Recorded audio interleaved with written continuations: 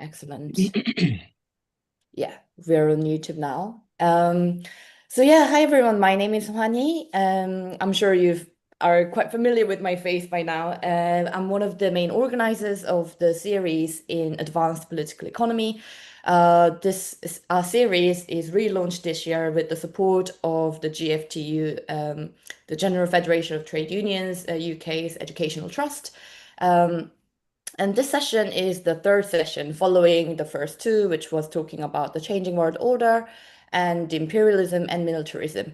So we're speaking of a topic which is highly relevant to everyone here, I believe, which is the cost of living crisis and inflation. Today we have two excellent speakers, Paulo dos Santos and Ramaa Vasudevan. Before I introduce the speakers, I would like to quickly mention that today we'll run the session an hour and a half in total. That means that I will cut the chair's Q&A bit a bit short. We could, depending on how many questions we get, we can either move directly to the audience Q&A, or I can have some questions if I have some time. But yeah, this is a really pressing topic as the crisis hasn't really ended since the pandemic. The workers are constantly blamed for our wages being too high for the inflation and the cost of living crisis, which we bear the brunt of. So we have these two amazing speakers to really break down what is really happening and what should be done. So the first speaker today would be Professor Paulo dos Santos. He is Associate Professor of Economics at the New School for Social Research in New York. He is a mathematical political economist whose research engages with the social content of market outcomes and institutional structures in contemporary capitalism. This includes work on economic and mathematical methodology, the measurement of inequality in economic outcomes, and on central themes in classical political economy. His work seeks to contribute to the development of an observationally grounded, critical political economy of contemporary capitalism by drawing on new data, formal methods, and analytical instruments to shed light on the ways today's market economies reproduce consequential aggregate relationships between definite social groups. So Paulo will speak on how inflation is always and everywhere a class phenomenon. So without further ado, Paulo, the floor is yours. Thanks for that. And I'm a bit taken aback by the introduction. It made me sound very fancy and very technical. Today's talk is not on one of those areas that was in the introduction, but nevertheless something that is very, very important. Inflation is a really tricky issue. And it's tricky in many ways. Even the way we think about inflation, well, there's many different ways in which we can even define it or think about it. We can take a very technocratic stance and define it as, the annual rate of increase in a particular aggregate measure of the price level, consumer price index or producer price index or whatever it is. We can think about it in a different way, perhaps more human way. And here I'm reminded of something that I saw 20 years ago at the Archway Co-op. It was late at night. I was still working on my PhD. And I went to the co-op to get some dinner. And there was an elderly lady, maybe in her early 80s. And this is before you had self-scan. So she took her basket of goods to the till. And even before the lady at the cash register gave her the total, she took out a 20-pound note to pay.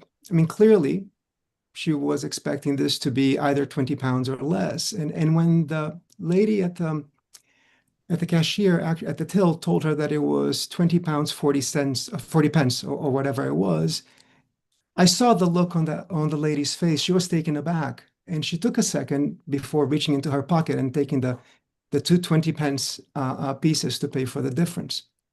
And the point of that story is that we can and should also be thinking about inflation as a human thing. Here is somebody, a pensioner on a fixed income. And what inflation meant was an unexpected surprise. And in many cases, it will mean being unable to consume at the level that you've been accustomed to consuming over some time.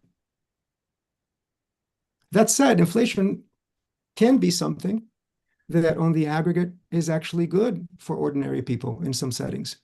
Certainly, inflation can be good for people who are indebted in situations where repayment with interest is not indexed to inflation. So you're dealing with something pretty complicated to start with. Making things even trickier is the fact that over the past, 3 to 4 years, we've been experiencing across the world a series of inflationary episodes that are different, that are a bit new. These are supply side driven inflationary episodes that have been triggered by things like the production disruptions of COVID-19, the sequels of Russia's invasion of the Ukraine, the already discernible and measurable impacts of climate change on our productive capacities and productive systems.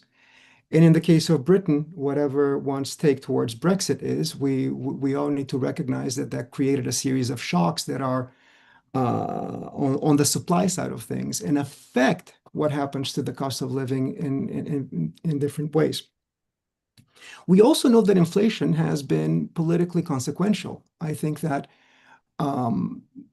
there is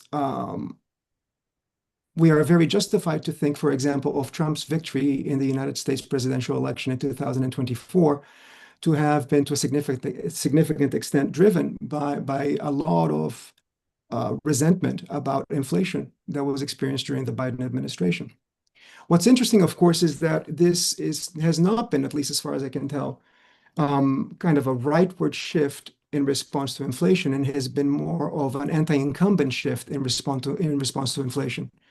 And there's indication even here in the United States now after the elections last week that, again, anger about rising prices fueled now the backlash in the other direction against the Republican Party in the United States. So you're dealing with, when you're talking about inflation, you're talking about something that is sometimes difficult to define in a meaningful way, something that is clearly highly consequential, and to make matters even worse, something that is very complicated. Because as it turns out, there's different kinds of inflation, and economists don't even quite agree on that.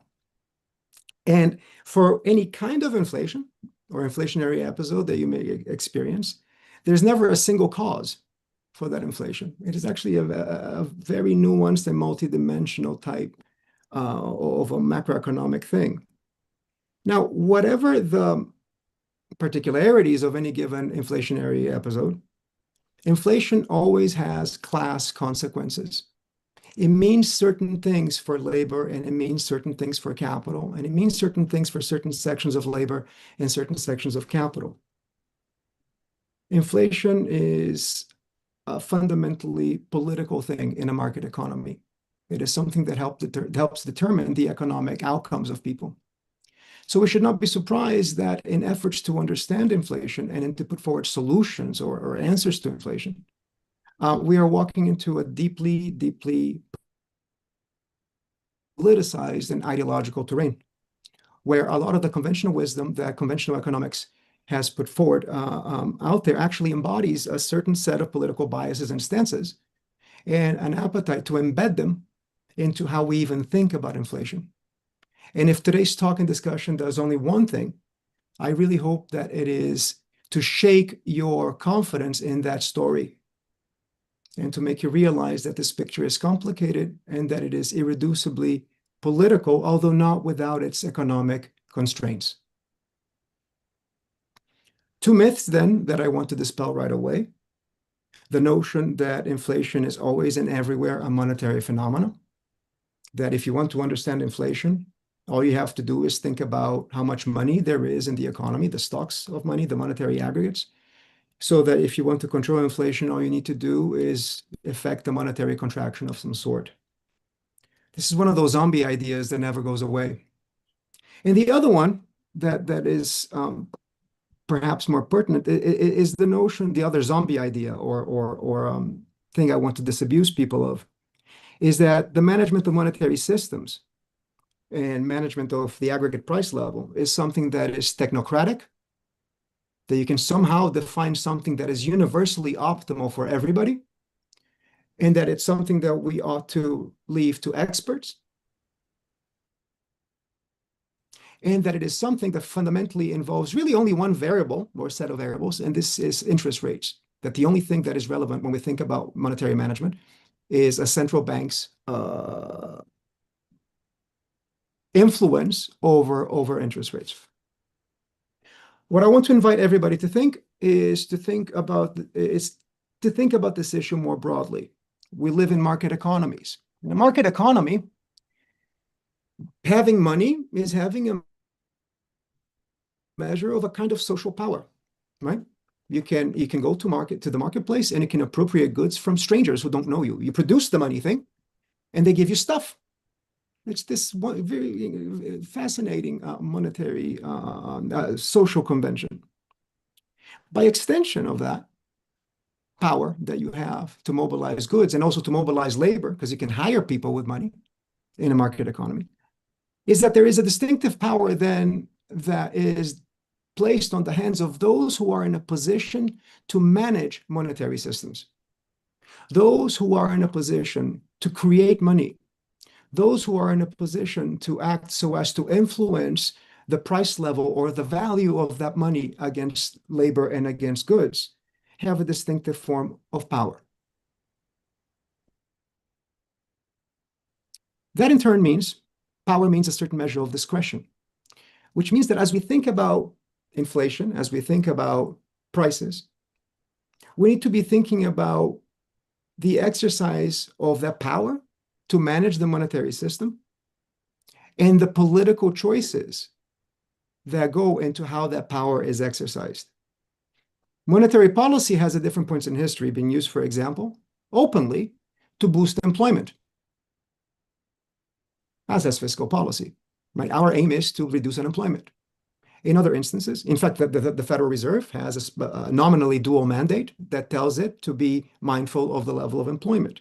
At different points in history, one of the purposes of monetary policy was actually to improve the labor share of income over the business cycle by tolerating a little bit of inflation in settings where that was accompanied by labor markets getting tightened and working people being in a better position to bargain for better wages.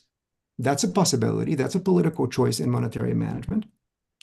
But we've been living now for quite some time in a policy consensus and in a public discourse consensus that equates monetary management with a set of measures that ultimately seek to maintain, quote unquote, wage discipline. And these days, you often hear central bankers come out and say it very clearly. Listen, what we're really worried about is whether the rate of wage increases is sustainable. And really, when you think about the history of economics and the history of capitalism, and you go all the way back to Adam Smith and how he sought to legitimize capitalism to the world in its early period by saying that it would elevate living standards across the board, it's quite a road from that to a place where responsible economic policymakers openly muse about the need to curb the rate at which people are increasing their purchasing power as a basic tool of economic management. There's something very telling in that journey. The point I'm trying to make is that there are different objectives that can be pursued with the management of monetary systems, and those reflect political choices and social struggle. Now, the political choices are not constrained. There are economics and economic considerations that limit what you can and cannot do. And before I say a few things about, in general, about what working people in the trade union movement can do, and also in Britain, what they can do or could consider doing in the current setting, I just wanted to say a couple of things that I'll be happy to expand on that have to do with economics, right? The things that limit our capacity to pursue objectives through macroeconomic policy involve things like the living standards that people aspire to, our level of labor productivity, what is our collective capacity to produce the things that we need, what are the rates of return that investors are expecting on their investment. And that immediately takes us to questions of the openness of the economy, what's happening in the capital account, and whether or not we are existing in an environment where there is an externally set rate of return that investors expect that is being imposed domestically and then constrains our capacity to do things in any given national economy. All of which takes me to the fourth constraint that we ought to be thinking about always. And here in the United States, people don't think about this very much. Fortunately, in Britain, people are aware of this, as they are in a number of developing countries, is that as we think about the policy space open to macroeconomic managers and to polities ultimately, we need to think about the ways our national economy is integrated with the rest of the world.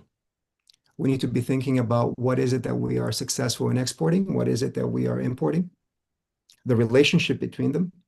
We need to be thinking about exchange rate and possible exchange rate movement. How competitive are our different industrial sectors in international trade? And what is our ability as the exchange rate moves, particularly when it moves against us, to continue importing the things that we need and things that go into the cost of living of ordinary people, but also go into our capacity to produce things that we may be able to export. All of these things constrain what we can do. So it's not a freebie, but it's certainly more elastic than what the conventional wisdom has us believe. And I'll wrap up getting a little bit more practical as we think about Britain and the cost of living experience crisis in Britain, which has been particularly stark. We need to be thinking about ways to navigate what are likely to be repeated supply side shocks. I think particularly as climate change starts to be felt more strongly, our experience in COVID, our experience post invasion of Ukraine, is going to be replicated in different ways. Obviously, there's always going to be particularities that are important to grapple with. Britain also needs to grapple with external vulnerability and the possibility that exchange rates will move in an unfavorable way, and particularly given the reliance on imports for strategic goods, including wage goods. This is a very, very real concern. And then we need to think about the institutional and environment and social environment that shapes how companies are able to pass on those costs to consumers. With all of that in mind, I wanted to say two things by way of conclusion. The first one is, in a setting when you're facing a supply side driven or initiated inflationary episode, the conventional tool of raising interest rates to try and control the rate at which prices are increasing is particularly perverse because it seeks to impose ultimately on the labor market and on the level of employment and on working people's capacity to bargain for better wages. It asks that to suffer to re-equilibrate the economy in response to something that happened on the supply side. We've understood this, by the way, economically since 1802 and Henry Thornton, when he was writing about how do we respond to external shocks and how we need to be thinking about the health of our productive capacity as we respond to shocks. But then there's a number of other unorthodox measures that I think are important to consider and try to change the conversation politically out there about what are the tools at our disposal as we try to navigate these difficult supply shocks with some measures of price stability. So for example, and this is going to sound counterintuitive to some people, but if in long-term bargaining over wages, the idea of automatic inflation adjustments is something that we go back to. When we are negotiating new contracts, we have CPI increase indexing in our contracts. That raises the stakes a little bit as policymakers are thinking about how to respond to an inflationary episode. To the extent that the trade union movement and working people can embed automatic increases in response to price increases, the more strongly we are signaling that any inflationary episode could get out of hand, can actually turn permanent. And if we have that strength to do that contractually, we are sending a signal that will make it more enticing for authorities to pursue different sets of policies when they think about controlling prices. And in that connection, I want to bring this point up about public services and kind of the potential unsung hero in a pro-working class and pro-stability approach to how we think about the evolution of prices in a broader way. Because you see, if you have a bigger share of the things that people need provided publicly, you are exposing them less to these potential disruptions that would, one, hurt them, harm them, but also impel them to bargain for higher wages. So if we can kind of socialize the idea that things like rent control are actually inflation busting, because it is, not only in terms of the inflation that individual tenants experience, but also in the knock-on effects in terms of their wage demands. The same goes for public housing. Again, these are options that shield ordinary working people from the effects of price increases and can serve to stem or reduce the possibility of wage price upward spirals. And then there are all the other things that are bearing very strongly on the budgets of ordinary people, things like childcare, things like groceries and energy prices. And on that account, I'll go back to the co-op as I conclude, because to the extent that the vulnerability of ordinary people is disproportionately to increases in prices for things that they have to consume, things that economists call low elasticity of demand goods. So we're talking here about food and energy, right? It is really time that we start thinking about ways, more creative ways in which government and other forms of organization of enterprise can actually discipline the market by offering the goods in question in a more economical way. In other words, to have a generalization of co-op-based supermarkets or public supermarkets that are run on a different basis and impose a benchmark that helps regulate what the private sector does. Ditto for power and other goods that people need. That's basically what I wanted to throw out there and kind of capture it or try to sum it up briefly with something that's a little bit catchy. If we can make it so that people understand that social policy can be understood as monetary policy, we will have broadened the scopes of debate and actually move towards a more grown-up discussion about how do we navigate these difficult supply shocks when we are organizing our economies on the basis of markets. Thank you. Thank you, Paulo, for the excellent speech. I think it really touched on a number of very important points. Before I go on about it longer, I'll give the floor to Ramaa today. Ramaa Vasudevan is Professor Ramaa Vasudevan joined the economics department at Colorado State University in 2007. Her PhD in economics from New School University in New York focused on the political economy of international trade and finance, while her MPhil at the Center for Development Studies, Trivandrum, India, was a study about the evolution of labor markets in colonial India. Her main research interests are international finance, open economy macroeconomics, and the political economy of development and finance. She will today speak about how inflation is a symptom of real underlying contradictions. So without further ado, I will give the floor to you, Ramaa. Thank you. Yeah, thank you. It's great to be here. And this is a really pressing issue, so a discussion is good. So inflation is, in a sense, a symptom of real underlying contradictions of capitalism. As Paulo said, it's everywhere a class phenomena, and the interplay of class conflict with the rocky dynamics of capital accumulation are critical here. And so the stories which we tell about the triggers and drivers of inflation and the policies adopted to tackle inflation both reflect these underlying contradictions. So what is at stake in the policies adopted by the state to sustain profitability or stability when the engines of accumulation slow down? Are competing claims over distribution. There is, as Paulo laid out, no neutral approach.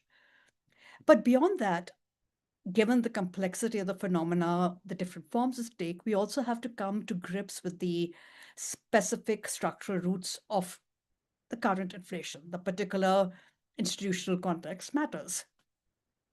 Now, the issue is not simply that of a general acceleration of price rise, 3% in US, 3.8% in UK.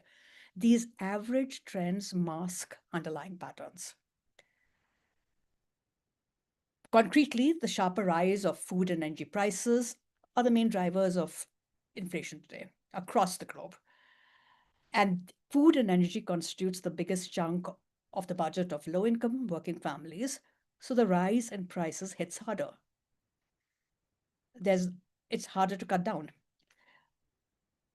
On top of that, the rising costs of housing, healthcare, education, transport, childcare, all have a disproportionate impact on these families. And given the squeeze on working class families, the actual growth in consumer spending since 22, at least has been propelled by high income consumers, those whose incomes have been buoyed by the stock market that keeps setting records. In the US, 10% of the households now account for about half of spending.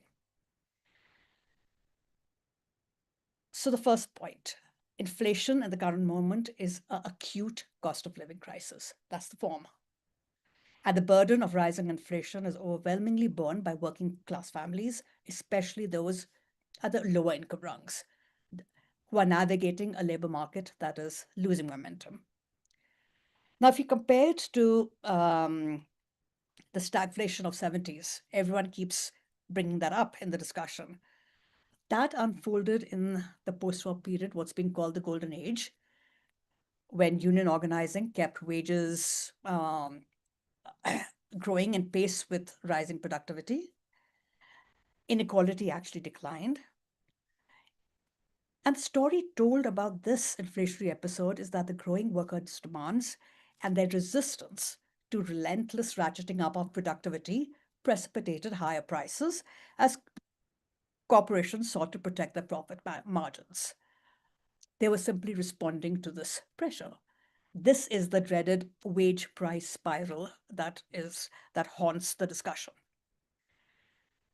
The scourge of inflation was finally banished by engineering a severe recession to exacerbate unemployment with a sharp hike in interest rates starting with the US, smashing unions, undermining the bargaining power of workers.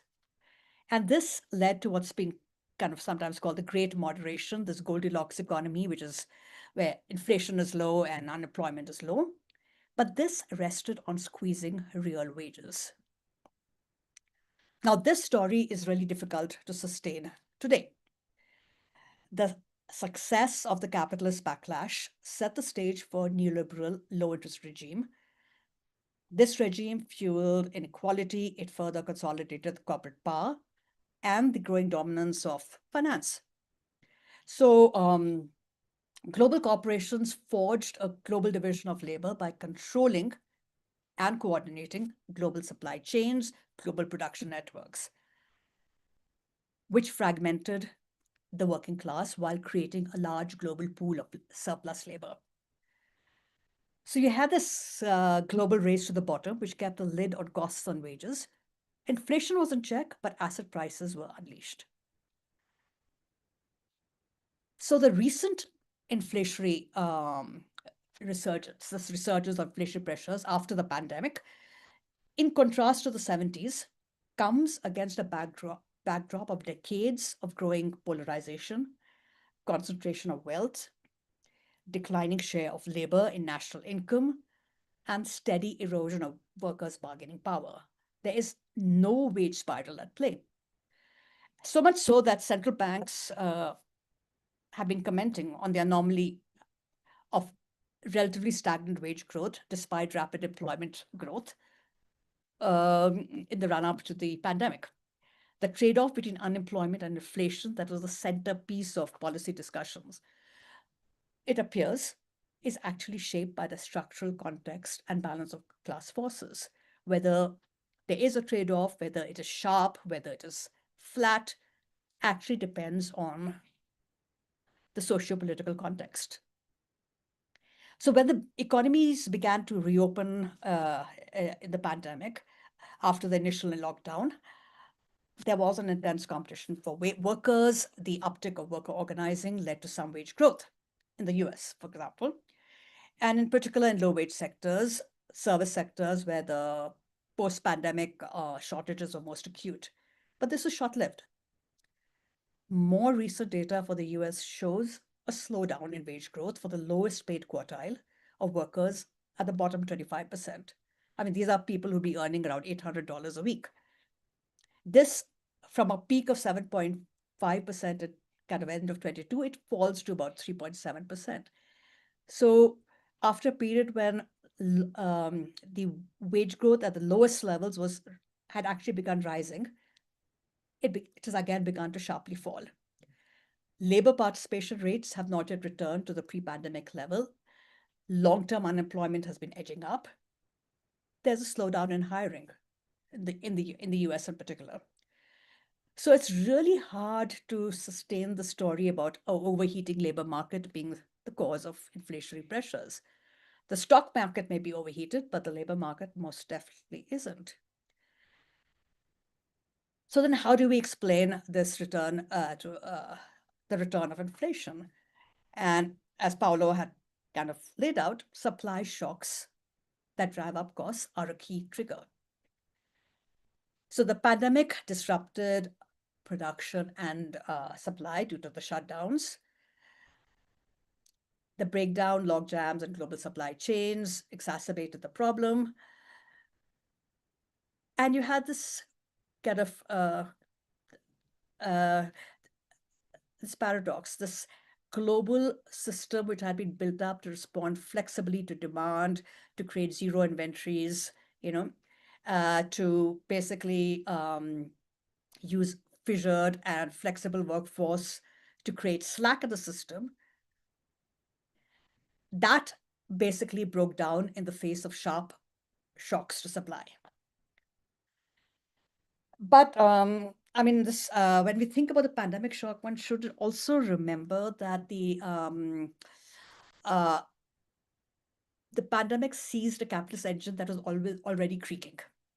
There had been a long spell of lagging productivity, slowdown in investment growth, what's been called secular stagnation. And there were major weaknesses in the supply side that were already present. Now, compounding these supply side pressures and the pandemic shock, we have on one hand, geopolitical tensions, war, occupation, all of that. And on the other, the cumulative impacts of climate change. I mean, again, this has been stressed before, and I think we cannot overstress the importance of these two factors in today's world. You have this escalation of disastrous fires, floods, storms that are affecting not just livelihoods and also production. To add to the fire of fueling cost pressures, we now have the tariff wars. So we have a kind of these overlapping emergencies, which are creating a higher and even more volatile benchmark of costs. This is the new normal. And this is playing out in a world where large global corporate behemoths exercise disproportionate control over a globally dispersed production network. So rising costs are the trigger, supply shocks. But in this context of this really concentrated corporate structures, the ability of corporations to seize the opportunity opened up by these shocks and hike up profit margins is a critical mechanism that transmits and perpetuates the inflationary spiral and keeps profit margins high. So the consolidation and concentration of corporate power globally, which has been taking place over the past decades, which continue to accelerate after the pandemic, and the widespread uncertainty triggered by supply chain disruptions and other supply shocks, these which provide cover, these have become the basis for persistent spikes in profit margins. This chaos, uncertainty we live in is very fertile ground for price gouging. And we see it in sectors like retail, tech, energy in particular. And this is what's been called the seller's inflation.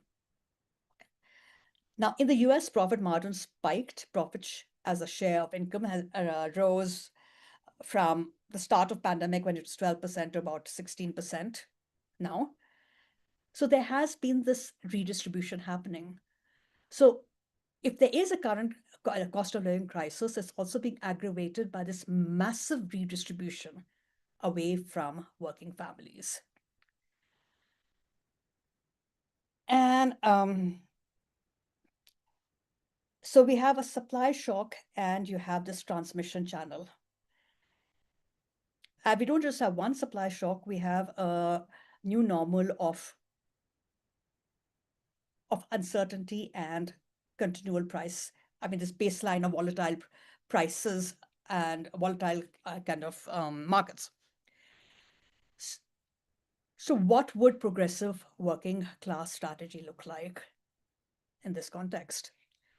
The knee-jerk policy response, which is to raise interest rates, again, as has already been explained, brings about a recession that will only aggravate the cost of living crisis. It would ratchet up the war on the working class. And this war is evident in the US today in the budget proposals of the One Big Beautiful Act, the attacks on food stamps, while the top 1% kind of rakes in millions during the federal shutdown. But it's really important that we don't let this discourse hold sway and we don't cede ground and let inflation hawks usurp the agenda. There are other paths. Now, first, if we want to stabilize prices, there are mandatory price controls, which is an anathema to policy pundits. It's one tool which can curb profit margins. But you can have buffer stock policies for food, other essentials, which can be released in order to kind of stabilize the market and consumption. But apart from stabilizing prices, we could have straight redistribution to counter the impact of the cost of living crisis and the tremendous redistribution towards profits in the top 1% that is taking place. A windfall tax on profiteers. We could have subsidies, for example, for health insurance. We need to extend them. Income support measures such as cash transfers, tax deductions. I mean, there's a whole range of policies which would redistribute and ameliorate the impact. But even more broadly and even more ambitious, the strategy should not be restricted to struggle over wages or price setting.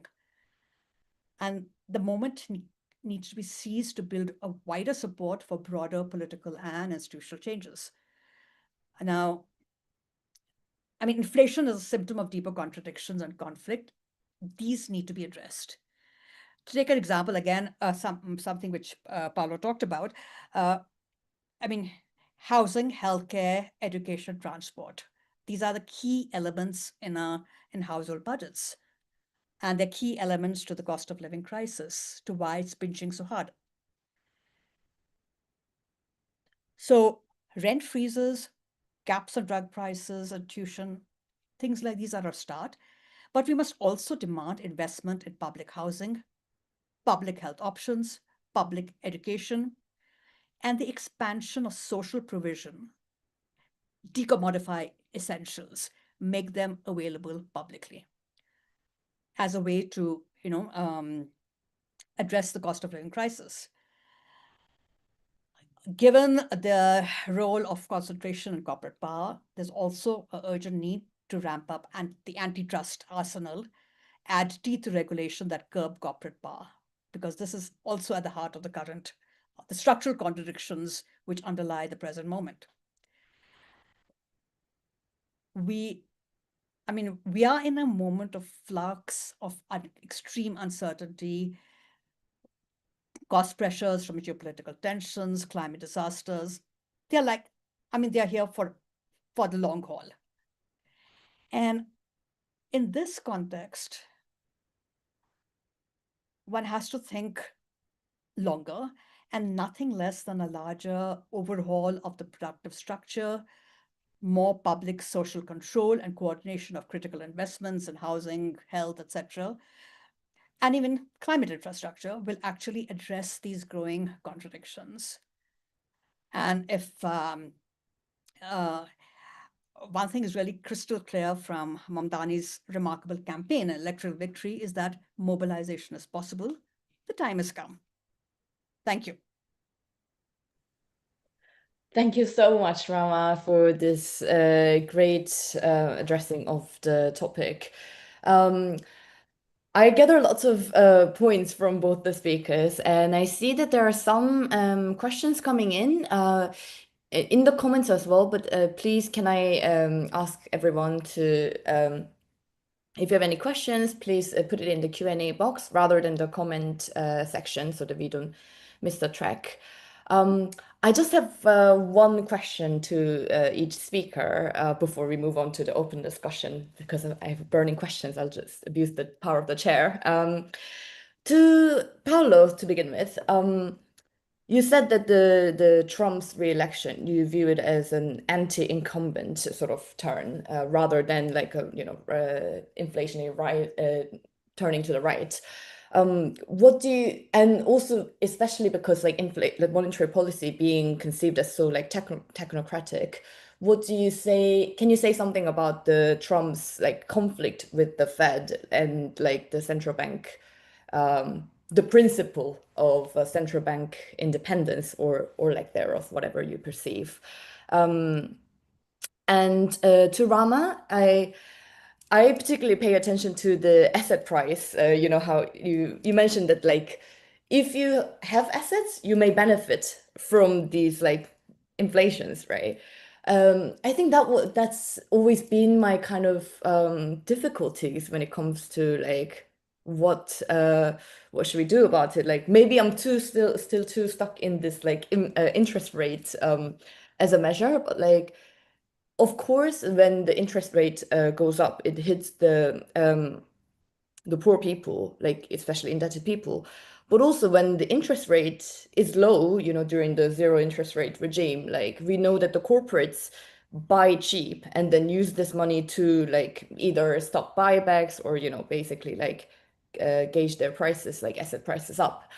Um, do you see any like contradiction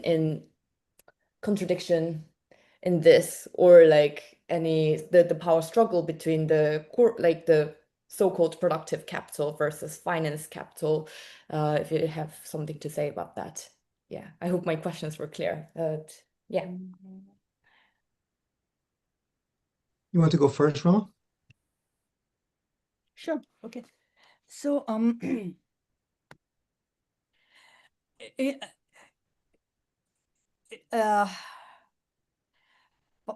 part of the problem is that in terms of policy space, fiscal policy has kind of contracted, expansion of social spending, social infrastructure, and interest rate and monetary in particular, and let's say central bank interventions have become the only way to tackle kind of everything. And that I think is part of the problem, because what central bank independence actually, along with inflation targeting, was basically ended up being was targeting profits, targeting preserving the profit share.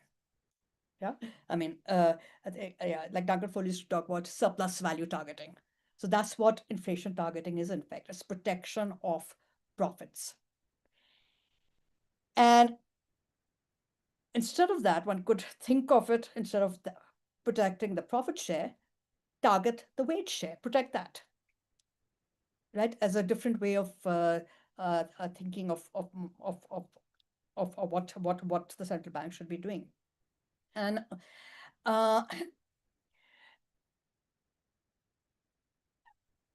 and one thing which it definitely should be doing is taking away the punch bowl, regulating, kind of clipping big banks. You know, I mean, all of that to prevent and what we're seeing is exactly the opposite. Deregulation is increasing. Now, crypto has become mainstream. You have these private credit markets. It's like a jungle out there. And in this jungle, I think while it's important to distinguish when funds are flowing into just financial assets versus when they're flowing into productive assets, when we think of a corporate structure where a few asset management funds have shares across like this whole many corporate, and it's very, very concentrated. It's really hard to separate, okay, this productive capital and this is finance capital, because corporations are playing the finance game, and the finance is very, very linked to production structures too. So that's a harder nut to to crack. But yeah.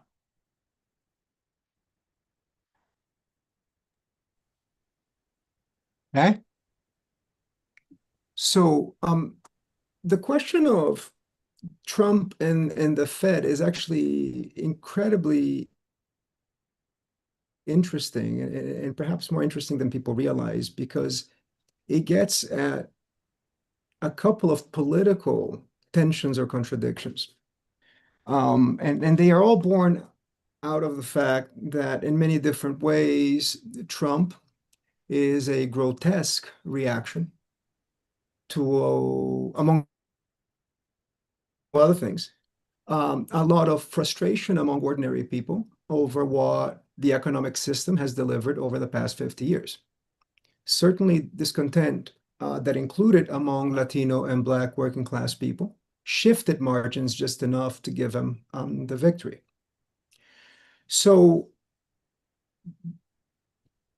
there is an anti-establishment sentiment out there that currently has been captured by ethno-nationalist forces and created an interesting political landscape that has made for unusual bedfellows. So when you see a lot of people on the left all of a sudden defending the Fed's independence against the government, I was tickled, because surely we are not for central bank independence to the extent that there is a cogent we out there, right? And I understand how people ended up in that position, but it's just telling of how multidimensional the political alignments are right now. And the more interesting bit, of course, is that obviously right-wing populism doesn't work. It cannot deliver because it is not meant to deliver. It's meant to deflect, right? And I see Trump falling into exactly the same trap as Biden did during his administration, which is to ignore inflation. Of course, Trump is dumber and more brazen, and he is trying to literally change the way inflation is calculated at the Bureau of Economic Analysis, and is trying to lower interest rates because, lower interest rates, by the way, are inflationary, but really what he's looking at is the stock market valuations, right? So the contradiction or inconsistency of his populism is also of this question of his relationship with the Federal Reserve. So I find that very interesting, and I do think that we are in a period that is highly volatile, and that where we're going to see a lot more surprises like that and unusual bedfellows. And honestly, if the trade union and socialist movements can be attuned to that, flexible and ready to be creative and bold as these alignments shift, we may be able to make some progress. The realities that defined us up to this point politically are not the ones that are going to define the future, and we need to be ready for that. Thank you so much, both. Yeah, they were great answers. I'll now move on to the open Q&A. There are quite a lot of questions. I'll start with the simplest probably one. Where does the 2% target for inflation come from? And is that percentage still appropriate / realistic given the current world of finance capital? And the next question is a bit longer. To what extent, using electricity as an example, does a natural monopoly lack control because its costs, thousands of inputs are dependent on suppliers' offers that are market-based? Observationally, using the Consumer Expenditure Survey from 1980 to 2025, there's regularity in the consumption in the lower 40% by income clusters in the range around $22,000 per capita. From 1980 to date, a subsistence standard. So the question is, what about how to price out a universal basic income? Shall we start with the two questions first, and then, yeah. Paulo, why don't you go first this time? Sure. Let me take Ronald's question, the first part of his question first, because I think that's really important and actually gets to what I'm trying to say. I'm not proposing rainbows and unicorns here. There are hard economic facts. The cost of living crisis has a distributional content, but to the extent that we're talking about a world where we're going to have more and more supply shocks, really dealing with real things, real scarcities. And in other words, the world that we are hoping to inherit and build from in a longer term political project is not the world that we would like to start from. So we're navigating these scarcities.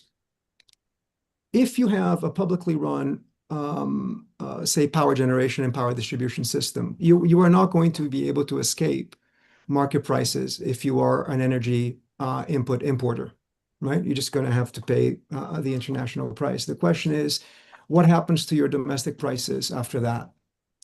And the proposal that I threw for discussion here is actually quite modest in the grand scheme of things, because it's not even saying we need to have state-based provisioning, which basically means that whatever losses or thinner margins you end up generating on those import costs become part of the general budgetary position that ultimately you're only really reckoning against your external position.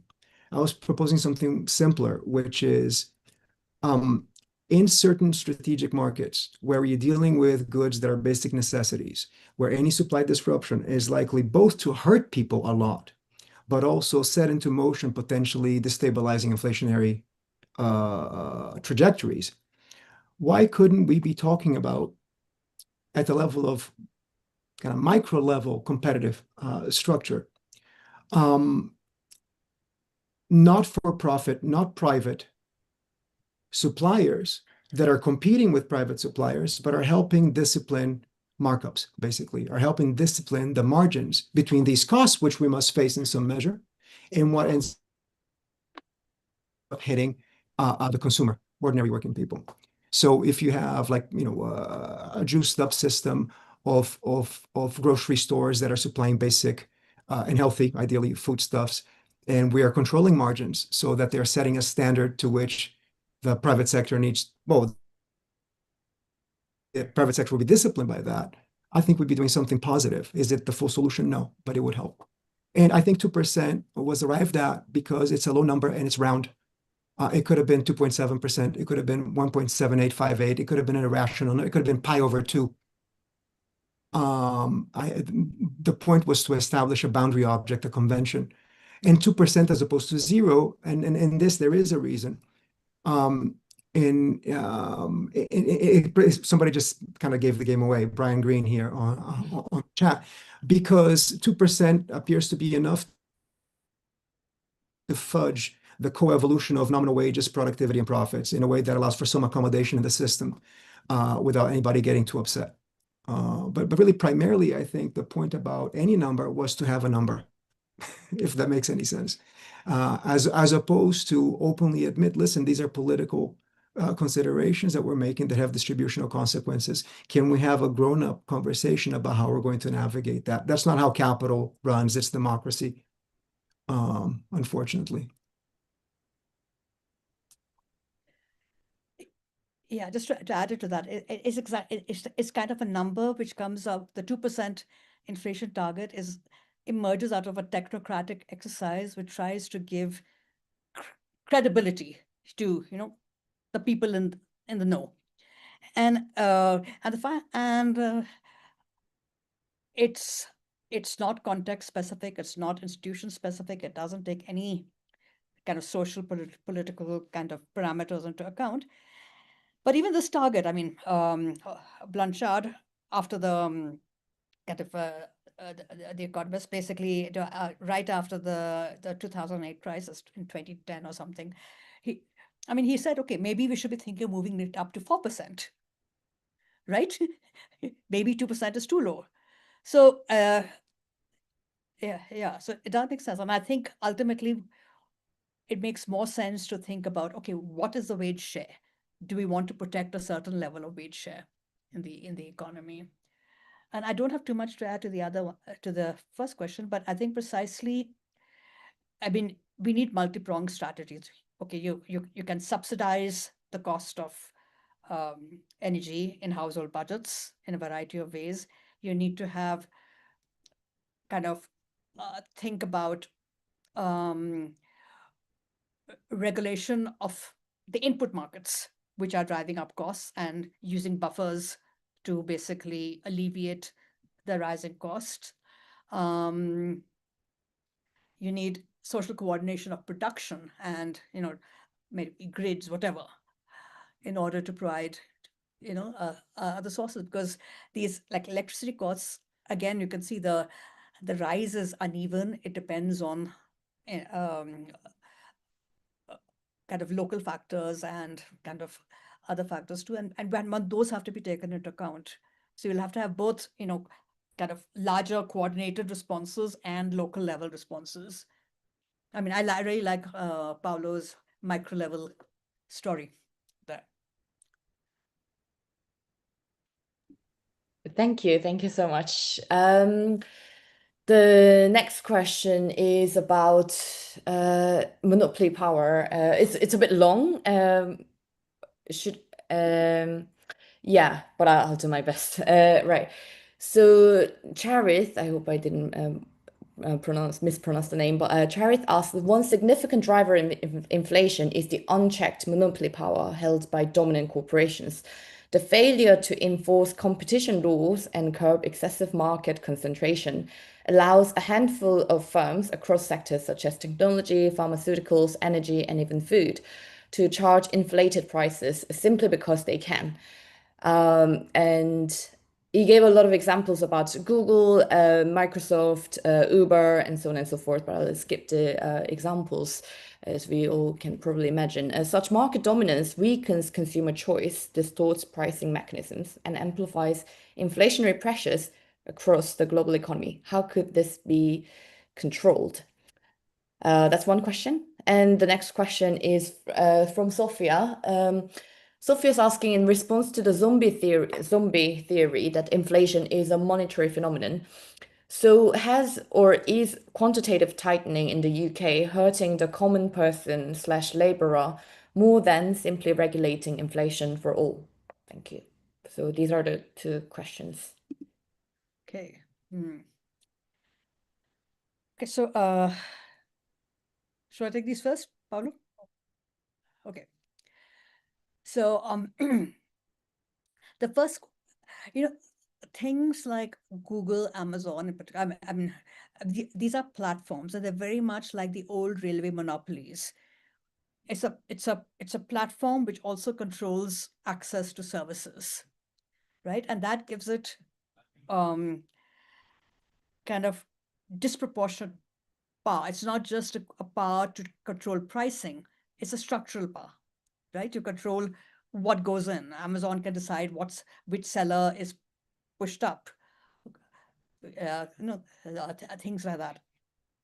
And I know, like Lina Khan has been kind of fighting this valiant campaign, trying to, to address these structural components. And it's obviously going to be a long strategy, and I think which involves breaking up some of these component parts, stopping the continued mergers and acquisitions that are taking place, and also thinking of these platforms that, I mean, if there's something like a platform, there's also a public utility aspect of it, which we need to think of kind of more, again,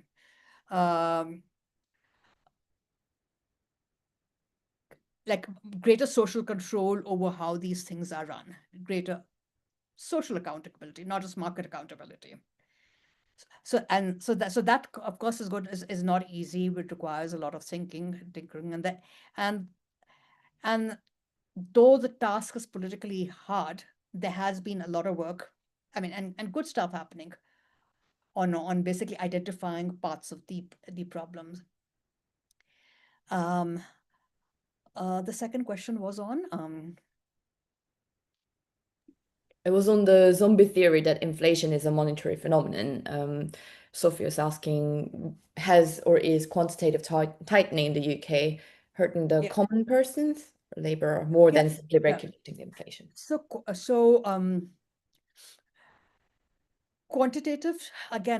Quantitative easing worked in a period where interest rates were really low, and the way you created more kind of attraction in credit markets was by easing, by central banks taking on their balance sheet a lot of these assets and propping up their prices.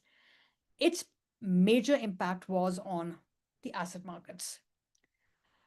Now,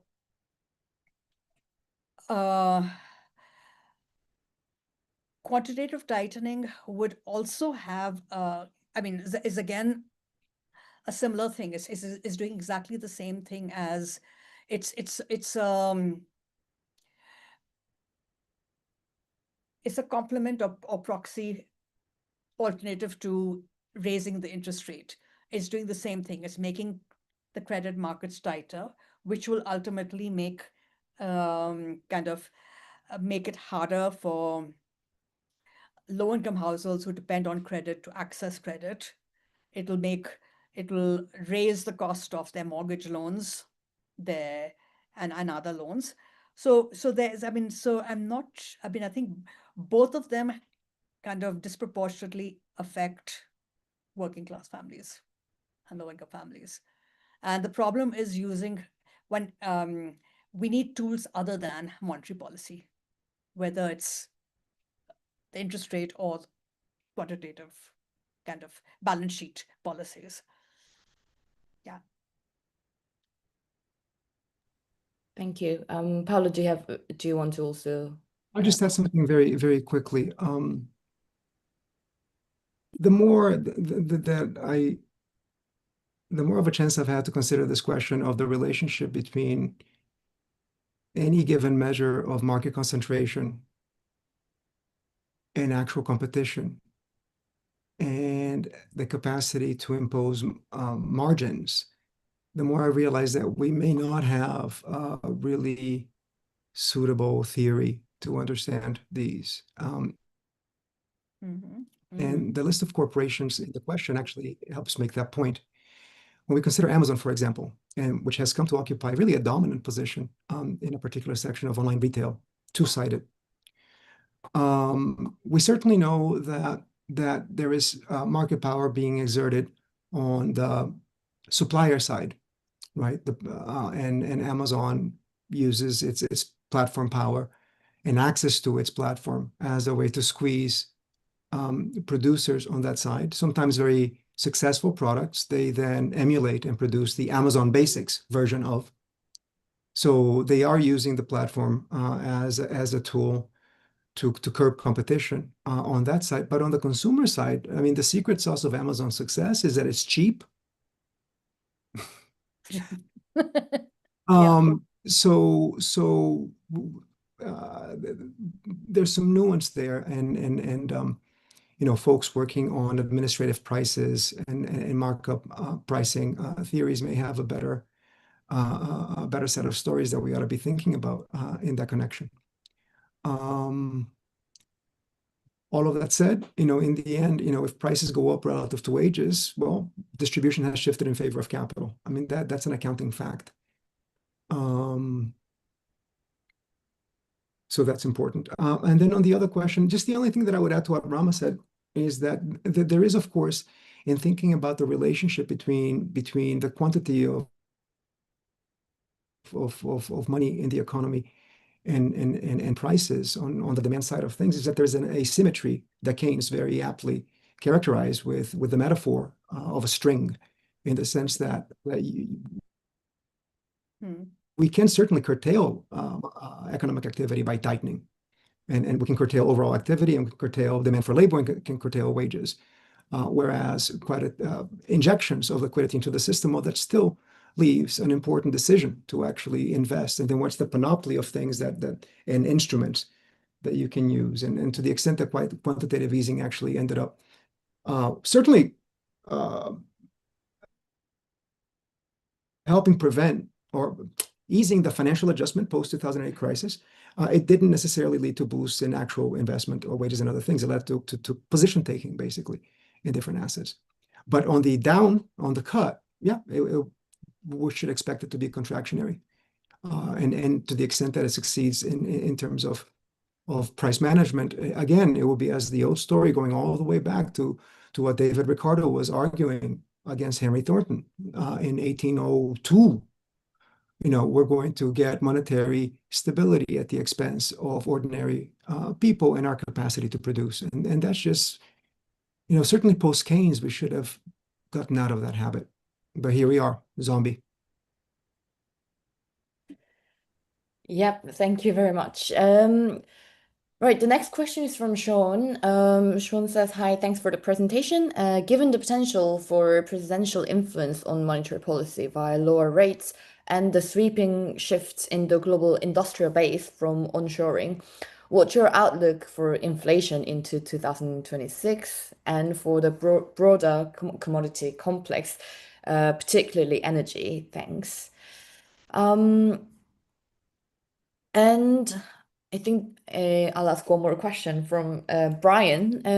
Is the panel aware that around 90% of the money supply is formed from unspent revenue itself, legacy value? Net bank credit is around 5%. Is this legacy value which acts as the ballast, keeping prices stable? Because in most cases, an exchange seen socially consists of legacy value circulating new value, where the old revenue is extinguished through purchase and where new revenue is created through sale. Yeah. Yeah, Paulo wants to go first. I mean, I'll take a stab at the second one first, and then I'll go back to the first one, but I may need to be reminded of what the first one was. Two parts of the answer. One, fungibility of money. What matters is the total balance, is not the vintage of any given money balance. The way that what I think the question is getting at that is important, and not so much to the discussion about inflation per se, but to the discussion about the functioning of the monetary system and the transmission mechanism, is that we have seen a shift in terms of investment behavior away, certainly from bank loans, to investment behavior that relies more on retained earnings and on other modalities of financing. In such a setting, the link between any given set of monetary policy actions, anything that may be happening in the yield curve, and investment behavior is certainly not of the same type as it was prior to this transformation in the way that firms finance themselves. The other mechanism, of course, that is more relevant now is household indebtedness and borrowing behavior. To the extent that is affected by interest rates, then you do have propagation mechanisms. Again, I wouldn't look at it so much in terms of any given money's identity to any given old production, because money is fungible, it's balances. But there is something important in what the question was asking. And what was the first question? Sorry. The first question is from Sean. Given the potential for presidential Yes. Yes, right. I'm not going to make predictions on stock markets, on your horoscope, or on commodity markets. These are all foolhardy. But I'm pretty sure everybody here in this room, in these rooms, knows that because of the tariff wars, we may be heading into a situation of stagflation once again, where you have simultaneous stagnation and inflation, certainly in the United States. But again, a different stagflationary episode than the one in the 1970s, both in terms of its immediate market precipitants, but also the broader kind of political economy and institutional settings. But those tend to be very painful settings where not only are people losing jobs, but on the aggregate also losing purchasing power. And the political consequences of those are volatile. So that would be one forecast, is for more political volatility.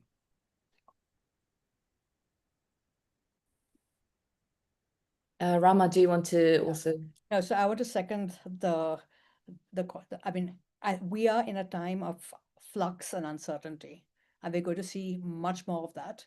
And it's political, it's geopolitical, and it's also, I mean, and climate, I think, is also a big, overarching actor, which is outside our control, given the way we are acting about the issue.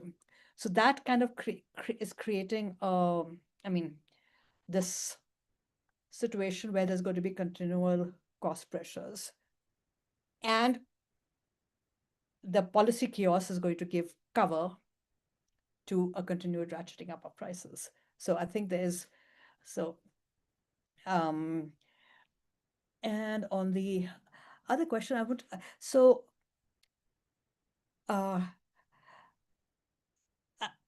think one of the things which the question about legacy is also hinting at is what is called reflux, when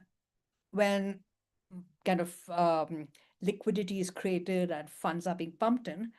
They are in the normal course the channels by which that returns. So you don't have, so basically it is what is in circulation is responding to the needs. It is completely a kind of in contrast to the inflation is everywhere monetary phenomena story, where prices rise because there's lots of money. And these reflux channels, in the current context, include things like taxation or tighter monetary policy, right?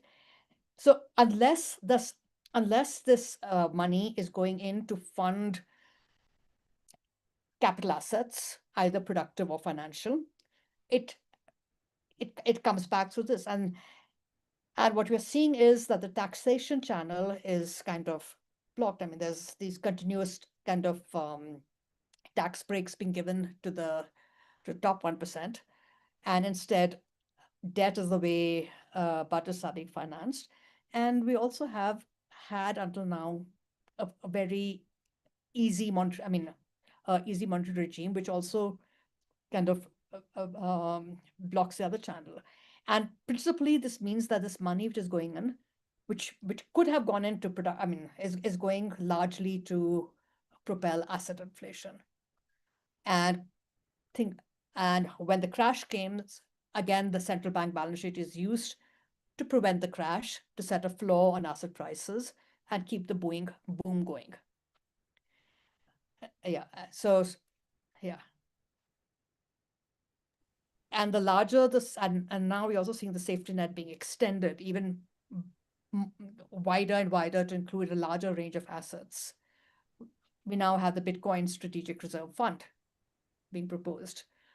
So all of this basically means that there's this excess financial elasticity. A lot of it has been going into asset inflation, but given supply shocks and this new normal, it's also, there's also the possibility of rise. Yeah, thank you so much both. I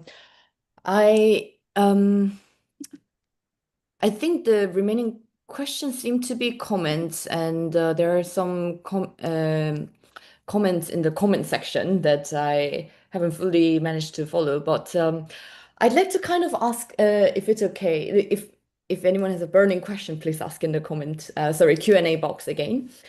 Could I kind of ask, because you both mentioned like exchange rates and the geopolitical sort of like where the national economy situates, like how it's linked to like other countries in the global production system. Could you kind of speak on like, the impact of the exchange rate on the inflation, like maybe maybe from the third world perspective as well. And do you also have anything to say about the government debt? Because the public debt is a huge element in the Western government, whilst It's not so much so in the developed economies in Asia. Like, I wonder if you have something to say on that as well, excluding Paulo, you go. Japan, by the way. Yeah. Who's going first? Yeah, whoever. Do you want to go, Paulo? Okay. Okay. So so the thing about the exchange rate is again and especially for kind of the global south and developing countries, it's a channel where it's this additional channel by which kind of inflationary pressures can be transmitted, right? Rising cost of imports, and what the central bank has to do in order to deal with the rundown in reserves to pay for these exports. So that becomes an additional element because of which is particularly acute for developing countries. And what it means is that, again, responding to it requires, on one hand, recycling mechanisms, especially when there are temporary price spikes, to find means of payment, because then you borrow to pay, and the cost of borrowing, because you're repaying your currency, you're paying in an appreciated currency. Again, that burden kind of expands, and so which adds to the second part of the question, which is the government debt burden. And while and on that front, there are two things. It's true that public debt is rising much faster in the advanced economy, and but I mean, that by itself is not the. I mean, I don't think that's not the trigger for inflationary pressures. What it does, because what is needed is more spending, especially in terms of decommoditizing certain social sectors, public investment, coordinated investment. I think that's the need of the hour. But what it does is it has an effect on kind of interest rates and global capital flows. For developing countries, especially, I mean, even though debt has been rising faster in the core economies, especially the least developed economies are facing a debt crisis, and part of it is pandemic shock, it is climate crisis, it is stuff which is outside their control. And so we have this kind of like more than 60 nations among the kind of were declared, I mean, 2 years back were declared on the brink of debt disasters. We're seeing a spate of things across Asia, Africa, Latin America, debt crisis of that sort, which has nothing to do with, I mean, which has more to do with these structural pressures and needs. And responding to that requires not just a common framework, but actual restructuring and reduction of debt burdens, which are right now being given at, I mean, the cost of which is prohibitive. Yeah, absolutely. Thank you so much. Paulo, did you also want to come in? Yeah. You see, Britain is a very interesting case. And obviously, when an economist says interesting, it's a little bit like when you go to the doctor and they're looking at an X-ray and they say interesting, you should be scared. Because what you want is run-of-the-mill and average. But what I'm getting at is the following. Britain is in many ways been living in a little bit of a monetary fiction for some time, because the world acts as if sterling was an international reserve currency, and there's a certain reality to that. But the British economy has now twice in my life experienced a situation, actually no, 3 times actually in my life, that is much more familiar to those of us who are from the third world. And these are currency crises. right? Where the confidence of investors in the currency led to crisis level outflows of capital that threatened stability. I'm thinking here about the 1970s when the IMF had to come in. I'm thinking here of Black Friday and the processes that forced Britain out of the EMU. And I'm thinking here, of course, of the reaction to Liz Truss's budget a couple of years ago. So Britain is in this kind of hybrid space where patently it cannot get away with the kinds of imbalances and fiscal irresponsibility, to use a common term, that the United States can get away with. But certainly it's not in the same boat, at least not yet, as Turkey, Brazil, or South Africa. Okay. Now, in the experience of those other countries, there's something very interesting that actually gets to something that I think is very important to our economic and kind of bargaining strategy in the labor and socialist movements in Britain specifically. One of the ways that capitalist economies find, subordinate economies find to survive, despite the fact that they cannot keep up in terms of physical productivity and are not be able to keep up with competitors in other countries, is steady devaluations.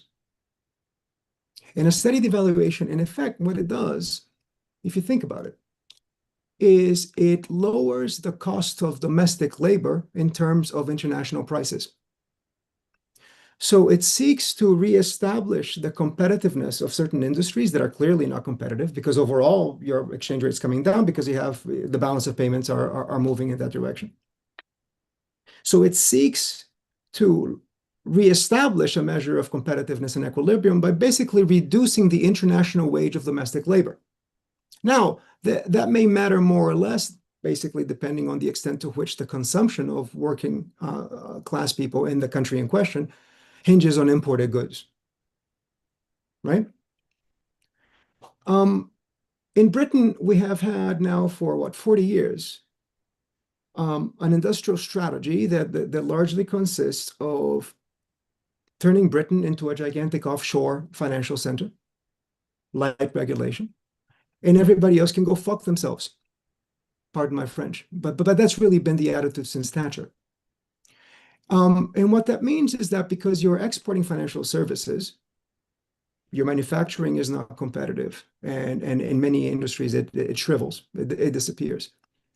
You have exchange rate stability, but that's because you are more successful in finance than you are in other places that you're not caring about at all. People with me here? If we move to a situation where that reserve status or that the kind of quasi-reserve status of sterling goes away, if there are concerns about the overall measure of finance out there in general, and then in Britain in particular, then you are in a tricky situation.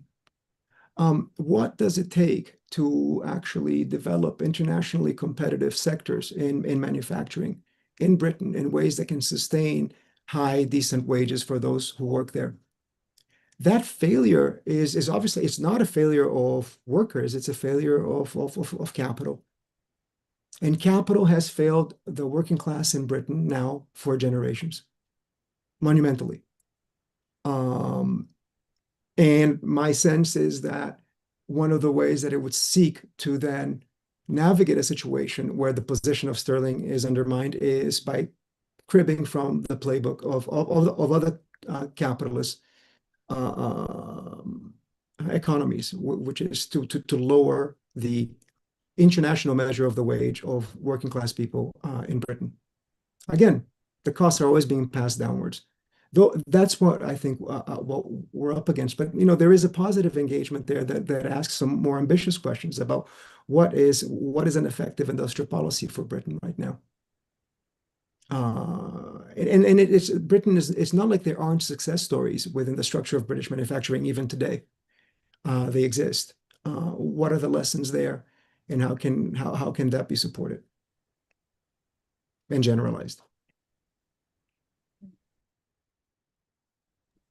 Thank you very much, both. Yeah, this is a really difficult question that really involves like multi aspects of the society and fundamental. But I think both of you have really elaborated very clearly that it's a symptom of contradictions within capitalism, and it's always about the class conflicts and how the pressure is always put on the workers. So I don't see any more question. Well, actually, there's one question, if you can answer quickly, Nabare is asking, has Brexit impacted this quasi-reserve status? I suppose it's to Paulo. If so, what is the overall impact? And I think this will be the last question. Probably. I would have to think about it because a lot of it is predicated, obviously, on the standing of the City of London and international finance. But fundamentally, anything that weakens your external position tends to, all other things being equal, weaken the standing of your currency. But I think the thing to take away from the discussion is that sterling is not like the dollar, and to the extent that that comes to have effect on the macroeconomic trajectory or in the future, it will make for a more painful situation that will require more ambitious aims and mobilizations than what we've been doing so far. Thank you so much. Like, Thank you. add a small thing to that. Absolutely, please. And I think, I mean, given the offshore kind of activities of the City of London, there's also a distinction between City of London and the sterling. The fortunes of the City of London need not necessarily be linked to the fortunes of the sterling. Very good point. Hitched to the fortunes of the dollar. So that's another kind of, yeah. And yeah, that's it. Thank you. Thank you. Yeah, okay. Thank you so much, both to Paulo and Rama, for this really valuable discussion today. And thank you so much for everyone who joined in and listened and also actively participated. We had some really good conversation today, and the recording will be available on YouTube. Yeah, our next lecture is on austerity and fiscal policy, which really links nicely from this discussion. It's again in 2 weeks' time on the 26th of November, same as Wednesday, 6 p.m. UK time. So I'll see everyone in 2 weeks. Thank you so much, everyone. Bye. Thank you.